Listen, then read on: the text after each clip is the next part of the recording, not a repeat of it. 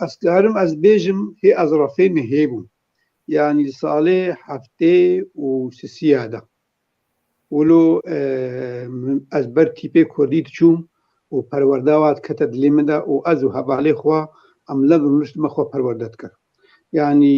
هەفتێ و پێنجا بە ئەسکارم بێژم خوێندنا تیپا متخوێند و ژوا ساڵا پێدا ئەم بێژم پەروەردا زمانەی کوردی شێرین بوو و زمانەی کوردی شێرین بوو وەکە عەشقێکی دلێ مەتخست مەلکودێ تیپ دیتن مەتخوێندن ئەم چەند جوان گەهابانە هەبدوو شوە بێژە خەلەکا گۆ ئەستێ دەرباسی پرانیاوی خەلەکا ڤی ڕەنگی بوو ڕەنگێ گۆ ئەڤیندارێ چەندا کوردی بوون و پابەندی دۆزا کوردی خەلەکەی مامدگانە هەب مەخۆ هەبدوو فێرت کرد مە هەبدوو پەروەردەت کرد یعنی شخوا ئەز نەچوومە ت دبستانە من خۆلسەر بەردەستێک کەسێکی چلو کەسێکی عینی دبستان دەم خۆ پەروەردەنێک دەبێگۆ کەسنا ژمە مەستر ئەس پەروەردەکردم براکێکی من هەیە نەجمەدینێ مەڵە عەمەر دەبێگۆ دوێ دەمێدا وی ئەس پەروەردەکردم وی ئەس پەروەردەکردبوون و ژغەینیوی خەلەکە هەڤالێوی و یێ گۆژمە مەستر و پێرەڤێجا جوانێ گۆ مش خۆرە خەلەکەک ئاواکری دنا بوا جوانەدا ئەس پەروەردە بوو بم یعنی ئەو دەستپێکە پەروەردام نازمانەی کوردی ئا هەفتێ و پێنجایە یعنی زوودێ بەرکی بەریا 45 ساڵایە ئەس گرێدایمە بوی زمانەی کوردی بە باشێ گەلی تەماشەوانە گاوا میوانێ من شخوای برا دۆستێ میتانی گۆ ئەس نەچووم مەدرسا و سەر زمانی کوردی دبێژێ ژبەر گۆ ئەو بخوای مامۆستای وەک ئانا گۆ تاریخ خوێندینە دیرۆک تەخوێندیە ڕاستێ هەوش بۆک هایوان ژوی هاوی هەبێ باشێ پشتی تێ فێری زمانی کوردی بوو تە ئیجا خۆرد کەچ زارۆک تە فێری زمانی کوردیژی کردن ژوێ چاغێ بەری ڤەیا ژمر بێش گاوا گۆم فێری زمانی کوردی وان ناسکن حەدەما مژی ئەژی فێر بووم بووم بە زارۆک خۆرد ژن چووک مەزن بە فێری زمان کرد دمالادێ ومەنەتس کەسمە ببینن ژبەر گۆ قەدە خەبوو هونجی سەدی سەد ئەزبێن بەرکی دەما هەفتێ و سیا و حتا ڕا پێنجاژی زەحمەتیای زێدەتر بوو نە بەێ وەخت دەماگۆم مەخوا فێری تیپاکەش خۆ دەستپێکا زمانەی کوردی مەرجێ مەیە سەرک هەمەمە تیپ زانی با بخوێن بنویسن ئەو ڕێزمانیا کوور مەرە نەبوو لێ مەژی پرتوکەی ڕەشیدێ کوردی دیتن مەیە سەیدای جەگەڕخوێنی دیتن مەیە سەیدای جەلالەت مەدیدن جانە مەشخۆرە ڕێزمانیا واد مەیزان مەزانی بۆ ڕێزمانیە کامە هەیە بمە شێرین بوون لێ کولا ئەمە بهتر ئەم بخوێن و بنویسن دۆر هەشتێ و پێنجاوانە من دەست گۆتارا کرد گۆتارێ بجوانیا خوا من وەشاندن بەلابۆکێ ڕێخستنادا و جان ئەو پشت بەلابۆگنە سەر بخوادا ولۆژی بێجا نفشێ مێن و مەگۆ عەشقا زمانەی کوردی وێ چاخی گەلک شێرین بوو خوێن ها ڕاستە فەڕێ بووە مەزن بوو ئەو پەروەردە لێ هەنگی بە عەشق بوون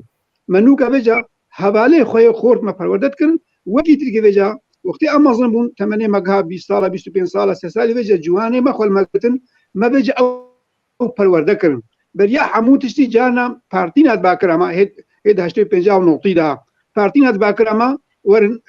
ئەندامنامە هەنە یان کەسنامە هەنە وا پەروەردەتکردن ئەن بوونە ئاریکارمە بوارە پەروەردەت کرد لێ ئاسای نەگەلک فەرەبوون یا هەری سەرک مالا من مالا گۆ ئەجێ دۆشێنم ئەم مالام ئەڕاستی بێژم بوو دبستانە بوو پەیمانگەهەک زمانەی کوردینە و هەموو بڕەنکی رازایی بڕەنکی سری بوو دبستانێک بوو پەیمانگەک و یەکۆ تێکلیال هەرێما گرکێ لێکی من هەنە vەیەکێ زانن بۆ ئەز ڕاست دە ئاخفم ژبەر گۆ وەختێک گۆ حتا هێزێ لێ پرسینێ مخابەراتی رێژیمێ ئەدخواستم ئەدبرم ڕاستی بێجا گەلک سەرێ بتێ دگۆ تژ پارتیگەگا کوردی وات گۆسەر گوتناوەها تژ پارتیگەگا کوردیش مە مەترستری خەترتری تر نفشێن و سەر کوردیەتێ مەزنکێ بێت تەمالا خۆ کردبوو تەمالا خۆ کردیە پەیمان کوردی چونتکی ڕاستی مالا من ئەس بینم بوو دبستانە یەکەمین بەریا بۆ دبستانی مەوەرنە ئاواکردن من مەڵەتێمە جوانێمە قیز و خۆرتا خوەلمەدگرت الوی خانێک و ئەنهاژ وەرد ئاخبم مە پەروەردا زمانەی کوردی دەدا وێداویێ یا بێجە هەریان کێف خۆش بوون دەماگۆ شۆڕەشامە دەست پێ کرد 2011دا شخۆ بەریا 2011 مەگۆ برازایی بوو دزی بوو جارە یەگۆمە پەروەردەت کرد 2 بوون 3 بوون نەسەر 5 بوون مە ئەو پەروەردەت کرد دیدارگا گرکێ لەگەی ڕەوشەمبیری مە ئاوا کرد 2006دا من و چەند هەڤالێکی خوا ئەو دیدارگا مەژی دیسە کرە ئەرک و باش خۆرە بۆ پەروەردا ئەندامە و پەروەردا مڵەت ئەشخۆرە بکەی ئەرکەک سەر ئاستەکە دیسن نەگەلک فەڕە دیسە جانا 4-5 هاتن ئەندامێ دیدارگا گرکێ لەگەی ئەو پەروەردەت کردن لێ دەماگۆ بوو 2011 وستەمکاریا رێژیمی هەبدوو بەردا و دلێ مڵەت ببوو چاوێ مڵەت ببوو هەرێما گرکێ لەگەی بتایبەت وەکە ڕۆژاوا بگشتی نوێژە ڕەنگێکی گارێ بێژە وەکە پێلێ ئاوێ مڵەت خۆڵ زمانەی کوردی گرت و سازیە مەژی پارتیە مەژی نویزگای خۆ چێکرد هەرێما گرکێ لەیە مینا پارتیا یەکیتیا کورد وحدێ لە سووری مینا پارتیا پێشبەروا دەموقرات و یا پارتیا چەپا دەموقرات و پەیادەی ئەوانە نویزگە و ناوەند هەرێما گرکێ لەگەی ئاواکردن و یێمش خۆ بێژە جە من پارتیتی نینە کوردیەت و چاندا کوردی جەم سەر هەموو تشتیرەیە کی پارتی کی ڕێخستن کی ماڵبات گوتبانە من وەرە پەروەردەی بدە زارۆکێمە ئەدچوم دوێیەکێدا ئەس گەلک شانازم دەما گوتێکی لێمە پارتیایەکی دا دیموکراتە وحدی ڕێژی هەبوون سازیا وایە زمانەی کوردی و پاراستنا زمانەی کوردی ئەوێژی هەلکەفتنێ واژی ئامادەت بووم و ناو شاگرتیە واژی تێکیلی مردکم پشتگیرامت کرد و پارتیا پێش بەروشخوا دەما بۆ نویزگا خۆ بەکردن ببوورێ گوتناتە بەری پێشوەڕوو چ پارتی بوو ئاتە گۆ ئانها سازیا ئازمان پارتیا یەکیتیا دەموقراتە کورد لە سووری ئەلوەحدێ یا مامۆستا ئەسماعیل عومەر خودەی لێ ببوورێ جهی بهشت بێ یا جارێ سکرتەرێ وێ ناوم نها مامۆستا محێدین شێخ ئالیە نهنگی تێکیلیە منێ ڕەوشەمبیری بە پارتیارە هەنا ئەس پرانیاوا ناستم ناوێوا و سەروەرێوا و بێژەم ئەندامایە کۆمیتێ واجی گەلەکە ناستم ئابێژە ئەو نابوو نویزگا وێرگرکی لەگەی بەبوو تێکیلیمە پەبرە خۆرتبوون ئەم هەرکافتنێ هەردووجی ئامادەت بوون و مەگۆ وەختێ پێشبەرو بچن نویزگا خۆ بکرد ڕاستی مەخەباتەکە پێشکەتی نویزگا پێشبەرو دەژی مەدارخست چەندی خولەکە خولەیان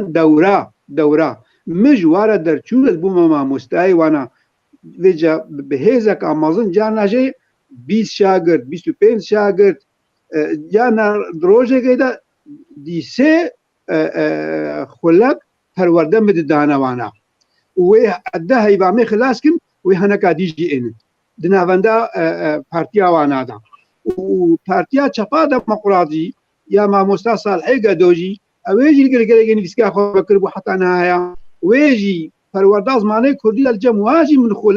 خۆلا مدەرچوون کردن شاگرتی من جانا کۆمتکردن وا کۆمتکردن مدەورا زمانەی کوردی ئاستایەکێ دوامتدا لێ ئەسکارم بێژم یا هەری وێجە بێتر سەرکەفتی دەما سازیا زمانەی کوردی سەزەکەی لەگرکێ لەگەی ئاوا و بەریا دەبستاناژی و نەت ناوەندا پارتیا سیاسی دەژی نەداواندا پەیدێ دەژی ناوەندێک ئاوا کردبوون ناوێنە ناوەندا شەهید کاوا بوو لەگرکێ لەگەی دمالەکە کوردی دەبوو لەوێ دێژی وێجە ئێوە مامۆستە بوون پەروەردەکردن ئەوە گۆبا مامۆستە جەمەهانە وەرە پەروەردەکرد بوو ئەو مامۆستا وێجە ببنە مامۆستای شاگرتان دوێ ناوەندێدا من مامۆستا پەروەردەتکردن و مامۆستا زارۆک پەروەردەتکردن یا شەهید کاوە ئەوە سازیا زمانەی کوردی ئەوێژی قوناغەکە مەزن تۆمار کرد و دوێ دەژیمە پەروەردەدا و پشتیش وێجە بدەمێرە دەماگۆ ئازادی پێشکەت سەرکەفترژی هاتن دەستخستن و زمانەی کوردیجی پێشکەت بەریا دبستان ببنە کوردی دبستانە یەکەمین لەگرکێ لەگەی ئەمکارێن هاتە ڕزگارکردن بێژنێ دبستانە عەبدەڵڵا تاهر شبلی شەهید عەبدەڵڵا تاهر شبلی مڵەتەی مێگرکێ لەگەی هەمووێ ناستکردن مە چ کرد پەروەردا زمانەی کوردی یا سازیا زمانەی کوردی ژوێ ناوەندا شەهیدکا و یا گوخانیگەکی مەیە کوردی بوو ما برد دبستاناش هيد عبد الله طاهر شبري او دبستان وجه بفرمي بون جهه دوره صبح حتى ايباري جا ناجي ملور بنج دمج ميرال سرحب مپرورده دازمانه کردیم تایبت مددامز جبر او مظن ما آمادت کردن گو ببنا ما مستعز مانه کردی او بيجا كان يا او بشتي 2011 ما قلت او دستيكا وينا بر يا قد دبستان بنا كردي نوكا بيجا بشتي دبستان بنا كردي او ما مستعي قد هارنا پرورده كرن دوی دبستان عبد الله طاهر شبلي دا نوكا دبستان بلاغون او ما مستعي نوكا بيجا كان دبستان و پرورده ازمانه كردي دان شخوا تشتكي قالك خوش سباس جي چي كسي كسانه ربه خلي تماشاوانا كان وك آنها شخما مستقو وقت بدوري سياستي شمنش سياستي چه كسانه چه كومله چه كسين سيفيل چه بارتي گوه بدن زمانه ما سلاف جوار چينن ريز وسلاف ت جاميرين وقته طري خستن كومله الجمو هبو بريدو 2011 گهون رو دريايت كاركن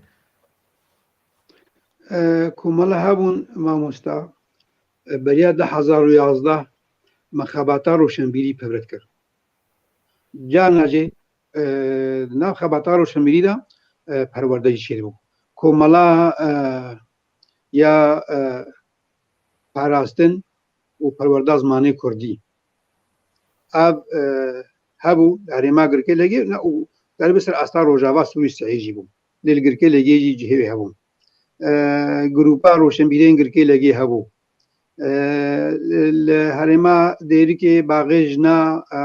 کرد دیری که هبو تکلی مجیبیر هبون یا احمد خانی هبو تکلی مبویرجی هبون یا تفنات چاند و هنر هبو تکلی مبویرجی هبون یا کوچکا سیدای جگرخوین هرما آلیا هبو تکلی مبویرجی هبون کوملا فیر کرنا زمانه کردی تایبت هرما گرکه لگی بریا 2011 او جی هبون دنا ویدا پرورده زمانه کردی گلکی بخورتی پیابو او اینا به کوما جوان و زاروک تانین و پروردت کن و دنا وادا از کارن بیجم جانا دروجه که ده سه وانا درس مددان او تکلیم بوارا ام کارما بیجن سالونه ویجی ام وانا کن سالونه ویجی جی و یه پرورده زمانه کردی جی وشو مگو بریا 2011 سازی زمانه کردی جی هبون ها حتی ها هیا او تکلیم بوارا گلک خورتون و غنی ولوجی یکیتی ما مسته هر ما گرکل گیجی ما آواکر و یکیتی روشنبیرین هر ما گرکل گیجی ما آواکر من نباید گلک خبات کردیم خبات بگشتی روشنبیری دو پرورده چاندی بون جانا پیدوی هبا گود اندامنا کس نگوتنا بانا کام زمانه کردی خو پرورده کن ما جی پرورده کن زمانه کردی باشه داویت شو هنکی دنگیتا كين بو لي برسجريك تنه مخست از بيجم انا دبي انا باش كليك كتاني برسجريك تنه انا استوازم بي گودن نه کابت است هم دوباره کم نه باشه دنگ هات و توازمز آنها جی آنها دما آنها ده پشتی 2011 دهین بردوامه ده کاری خوده جابرنگك فرمي يعني هين وكل مالي درزاب تزيد تشكي ولو نماي دزي نماي بله انا نمايا اج خوشكو براي خورا بيجم ما مستاي خورا بيجم اشخوا ما گو پشی 2011 ما مستا آواکر جوی ببن ما مستا زمانه کردی دما ما آواکرن وشخون هاجی ما مستا دبن هیجی آواکرن دبی جیان ولو پیشکتن جرده دما ما مستا آواکرن مل دبستانا بلاب کرن ایدا پیدویا گو از بب ما مستا و از وا پرورده بکم نما چنما از بوم ری پیشانی و بوم موجه و وجه از بوم شیورداری و دناب وادا تولد بيجي شاگرد انت پربون و بون ما مسته نه بله بەێ ئەبژوەرە گوت ئەو شاگرتیە گۆمەکردە مامۆستا ئەو بوونە مامۆستا دبستانادا بێجە پێدەوی چ چێ بوو بۆ بێجە ئەس بم شێوردار نابووە مامۆستادا ببم ڕێپێشان ببم موەجه نو بێجە ئەس بوومە ڕێپێشان و موەجه مبێجە سەردانا دبستانات کرد دبستانەی هەرێما گرکێ لەگەی ژڕۆلاتێوێت هەرێما مەبرکی ناس ناکەی گرزیارەت و حتا دبستانێ هەرێمی عەرەبا باشوورژی عەرعور و خرابەجار و شەبەک و چەلاغا و سەرمساخێ و کێشکێ و دێرنێ و عەلەقۆسێ من سەردانا قەس دبستانات کرد وەک ڕێپێشان دناوا مامۆستادا حتا چەند ساڵە ئەس مامە ڕێپێشانژی ئەو مامۆستەیمێ نوژی و مامۆستەنا بەرێژی تابلی مەبوون ئەو بەجە بوونە ڕێپێشان وا کۆمیتێ خۆی ڕێپاشانی ئاواکردن نو بەجە ئەس بوومەچ لێکۆلینەر دێ کۆمەڵە لێکۆلینا وێژەیە کوردیدا الئەدەب الکوردی نو بەجە دناوا پەیمانگە هەمەدە لەگرکێ لەگێ ئەو کۆمیتە هاتە ئاواکردن یا وێژەیە کوردی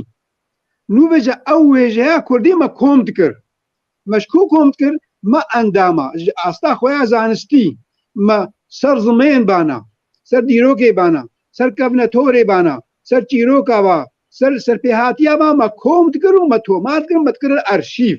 وژعالیکی دیڤەژین ئاستەنگینن دشیرۆڤە هەلبەست نادا دگوتن نادا هەبت دبستانێ مەدا ژمەرەت هاتن پرتوک مەژوارە زەلال دکرد مە شیرۆڤە ژێرە پەیات کرد ئەو شیرۆڤە مەژوارە تۆمات کرد مە چاپ کرد مەدرێ کرد ئەو شیرۆڤە مەدانە مامۆستا ji bo astengî pêşiya mamosta denebê heta kengî heta ez karim bêjim par nûka vêja çê tedî ez niha ez wasta ham ez wastakî bûm û me mamosta jî çêkirin û cihê min hate dagirtin û ez hatin xebata rûşenbîrî bikim ez xebata perwerdê bikim ez xebata sezekê bikim ez ya rêpêşanî hemû bû barekî giran sirim heta ez nabde nexweş ketim ez nexweş ketim di nexweşî min re çêbûn mamosta yek jê ji tewamna nivîsanê lêkolînê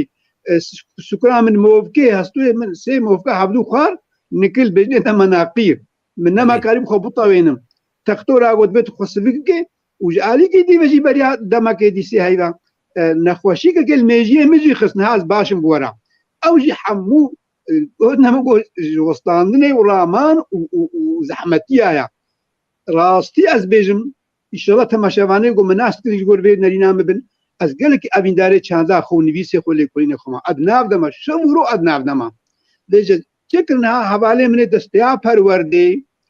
ez niha xebata ev pênc heyveş xebata roşenbîrî ez vala kirma ez niha xebata roşenbîrî tenê dikim ez bûma endamê desteya rêveber yekîtiya roşenbîrîn herêma Cizîrê xebata roşenbîrî tenê mivek ez çavdêrê xebata roşenbîrî nav roşenbîrî tenê digerim lê wilo jî dîse dîrok mijwara got min nivîsanê gelek pênc pertûkê dîrokên çap kirine û sehek û pêncê destnivîs hene ew jî yani heta hîro ed navê xebatê dema ez gotara dinivîsim ez alîkarê miletê xwe me dîse got semînaran ji min re divin ed çim perwerdê dima wana lê çi semînarê giring lê ew perwerda asta zarokê me nifşêmên û mamostayê wa çêbûna ez îro di nav xebata çi dema di nav xebata roşenbîrî dema ê baş te got ji xwe te got ez dinivîsînim ez zanim wekî dî eger deng tê te erê hatema ez zanim te çîroka zembîlfiroş nivîsandiye te nivîsandî çap kirî û belav kirî yan na min çîroka zembîlfiroş beriya 4 sala min lêkolîn serkir ne heme mij deveyekî tenê nivîsandiya lêkolîn û şêweyekî me heye got bi zava mina wêjeyî ne lêkolîn bêz naweşênin lêkolîn miletê me zanîn temaşevanê me zanin el pertûka digerim el xitiyara digerim el jêdera digerim kî çi dibê çi gotiye ez hemûyî diweşênim û ez ne derdibêjim çîroka zembîlfiroş min wilo lev kom kiriya min jêderê Rosî anîna مبريه جم كسي بروسي زاني چما زيده روسي جبر حاجي جندي وا بروسين ويساندبو يان وين ويساند يان حكومه روسي جواره كربو بروسي مانيا تختوركي ملبر هابون بيجن مع مستعمر محمود اسعد نهال المانيا حوالكي من هي جايه اويج مركره كردي ميا وينا خوند شويه عربي اذان بخيرم يا عربي جديد بائع سلال هيا يا جاميري مي بوطي يا ويجي هيا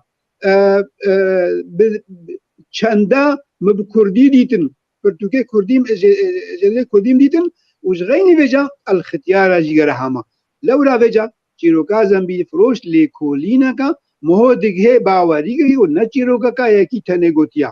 حتی چیروکا زنبیل فروش من ده بلگا و ده چانده سومریا دا جدیدیا از وی بوی بجی گریدم ما مستا چیروکا زنبیل فروش از وی بوی بجی گریدم بگلگا مش بته گریدان چیروکا زنبیل فروش چانده کا زخمه خورتا حمو ما بست و ارمانجه مروواهی و جباکی جی هنا چه خالا گوته ده دبی او خال نامه که دیگه نمهو نامه چیروکا که تنه شبویر که ده گوتیا زنگینا میناک چما تربون میرتی قراها هاتیا تبلی ملط بویا سدم قلق جيره هنا او سدم جي مروواهين حمو بندو حكمن چما گل خاتون نامه کچکا کتنه حاجه گریا شیرو بجر هاتیه گوتن و ده هر چیروکا که دا گل خاتون رنگا کا یعنی رنگا کی جنه که دی خویا کرن نه همه ولا کچکا که حاجه کی کریا نه هنه دکن جاریا میر هنه دکن هفجیناوی هنه دکن کچاوی و هر چما کچجی ما بس جهیا هر چما جنه ما بس جهیا همه چما جاریا هر لیکولین سر بویا چما جاري حاجه كريا بتشرنجي حاجه قالوا راسه في حاجه كرنا هالو افساني اسطوري راسه ما راسه حمود هيقوتو بيريا كان مسازم بالفروش وقل خاتون بتشرنجي بوداوياتي روكي اوجي حمو بسي شارنجاي وهرنجك ما بستك فلسفي تيتوليتي دهيا تندو حكمتها زنبيل فروش نهما رنگ تيروكا كي تند دي خويا كرن رنگ جیانکا رنگارنگ و مروواهی که دیروک ویجا جواک حتی سیاست تکسینه علی خواه چیروکا زنبیل فروش اتخوازم از بیجم پشتی افکاریته جدل قواقت افكار كري نرينا ما ازي نرينا خو بيجم تبي منو تا ولو كسانه هفدونه ديتي اس كيف خوشم بناس كرناته اتخوازم اشتبه برسم ازانم افكاراني ولو تشخوم كريل غوري صالح خوي بچوچجي مرنل بندا سپاسيي وقت جو از عشقي ما افينداري زماني كرديمه قواقت افتشت كري تشتك دهندري تبان تكري كافي كاريبك برادوستي ميتاني زماني خو وابك تنل هيفيا سپاسيي لي وك برس سپاسي شتر هاتنه چش کوملا چش پارتيا به تفگرامي سياسي به تشكي ولو هاتي شتر كسي نرخ داي افكاري تكري يانا وي ساعات خوش ما مستاقو هالوستات تج كرنير افرنگا وقت تاقو تي راستيم هنل هيفيا سپاسيايا هنل هيفيا فلان كسا قو بيجا ساعات خوش حتى مخاباتا خبكي براستي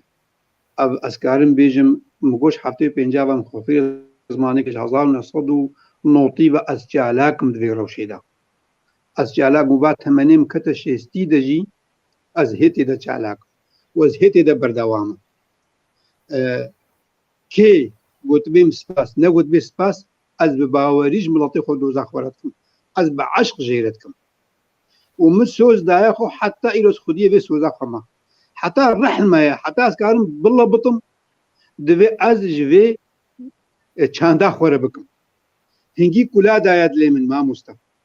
یه مشترکو از بچوکاتی و چعبال بوم سر هستین تاوی مددی دسلادارا چتانی سری زمانه کردی والله قد دبستاني دا قد بانم لا تحكي باللغة الكردية لا تقول كردية جي لا تحكي إلا باللغة العربية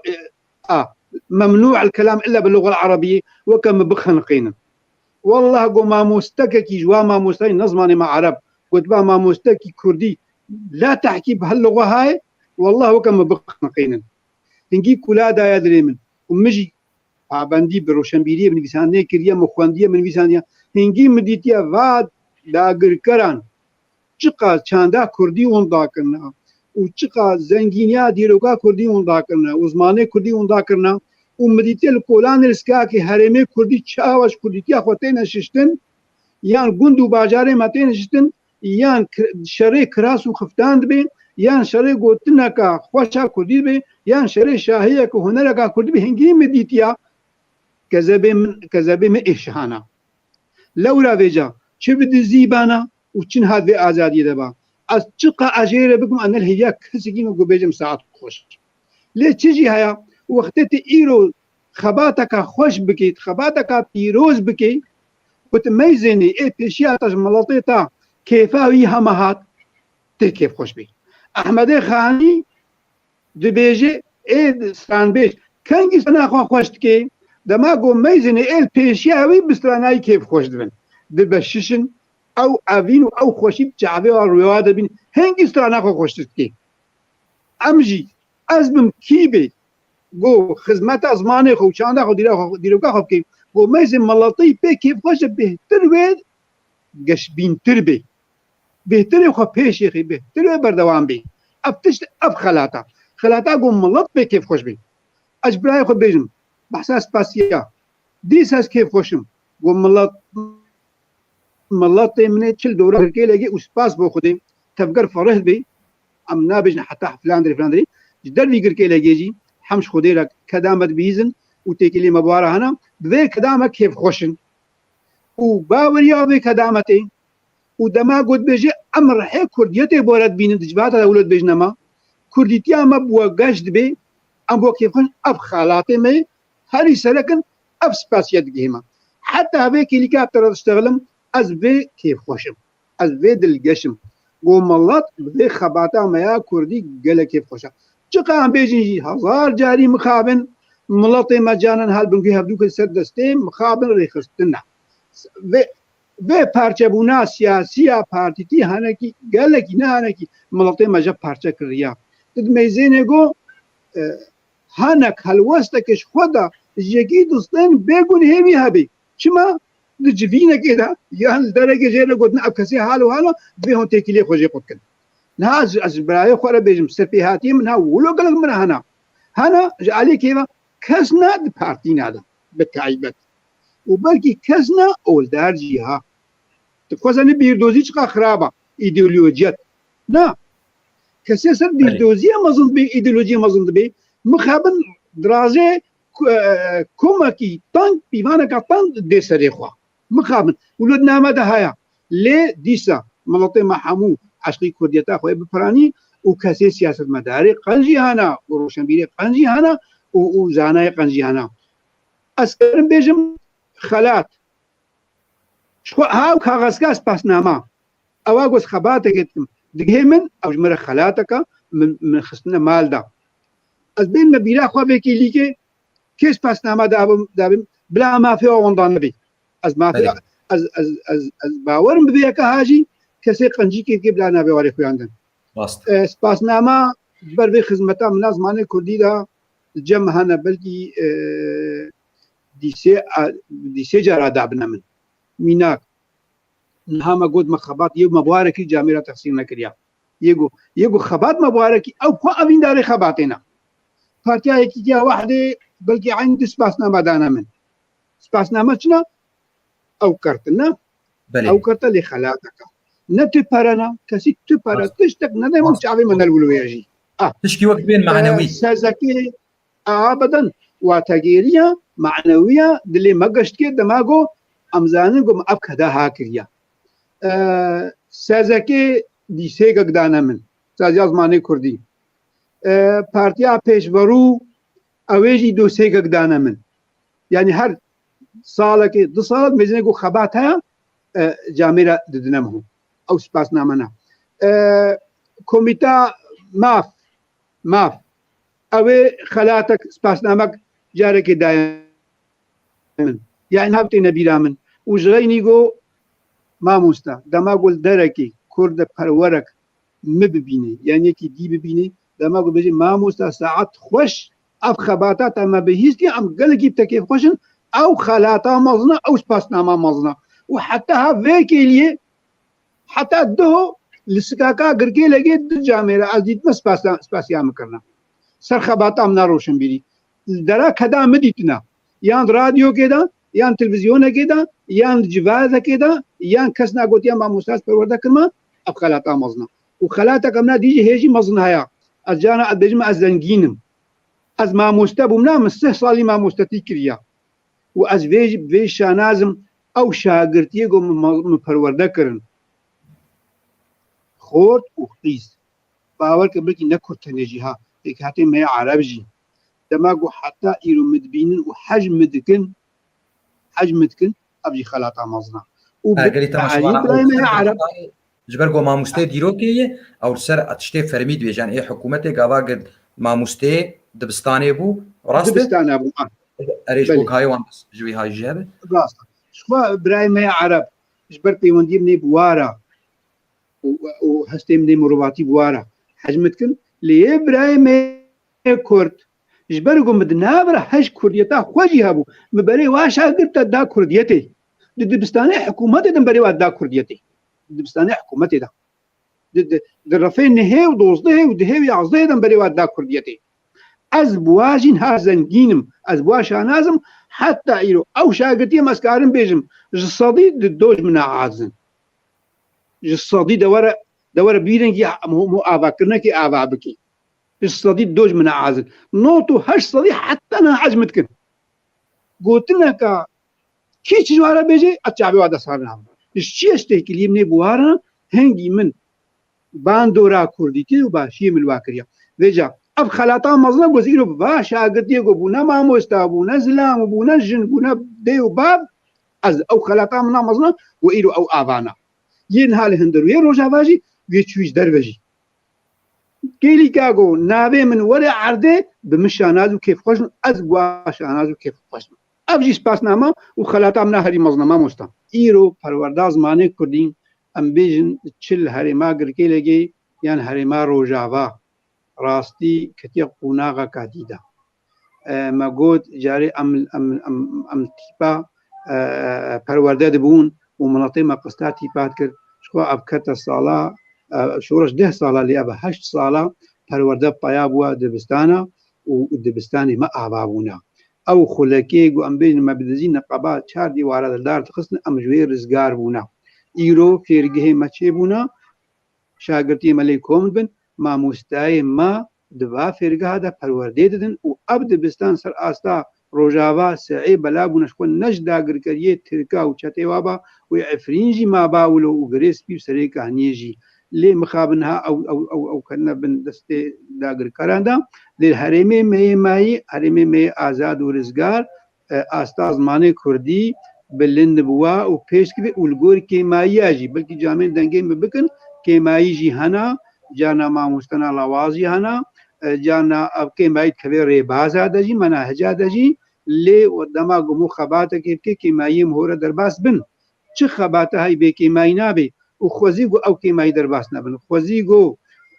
ما مستاي ما حموج کا وك من وكيش غينا متبي پرورده ابو بانا لي خودي دركت بعد كي ليكايا كميندا وقت ما مستا حموا غهدا باز ماني كردي مل اليگري نميزان بانا مل هلوسته سیاسی نمیزان بانا ما شوارا پرورداز ماني كردي كربا آرمانج وكاتا شقا كيماين ها هنجي و او كيماي كيم تربانا چدري بازا دا چدنا ما مستادا چد بستانا دا لي مخابن او كيمايا مايا سياسي باندور استا مايا پرورده كر يازمين كر زماني ما غرودا مخابن يعني حتى غا استيكي ام دجي دبستاني خرابون نكشما الگور ولوجي جاميري وكان هاما قوتي جاميري باشانا جاميري قنجانا